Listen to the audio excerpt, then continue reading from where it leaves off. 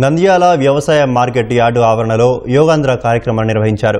న్యాయ మైనార్టీ సంక్షేమ శాఖ మంత్రి ఎన్ఎండి ఫరూక్, కలెక్టర్ రాజకుమారి, ఎస్పీ ఆదిరాజ్ సింగ్ రాణాతో పాటు ప్రభుత్వ ఉద్యోగులు యోగాసనాలు వేశారు. ఈ నెల 21న జరిగే యోగాలో అందరూ పాల్గొనాలని మంత్రి ఫరూక్ పిలుపునిచ్చారు. యోగాలో భాగంగా ఎంప్లాయీస్ తో ఈ కార్యక్రమాన్ని నిర్వహించుకుంటున్నాం. మన జిల్లాలో దగ్గర 7,60,000 మంది జూన్ 21వ తారీఖున యోగా చేస్తామని ఎన్రోల్ అయ్యారు.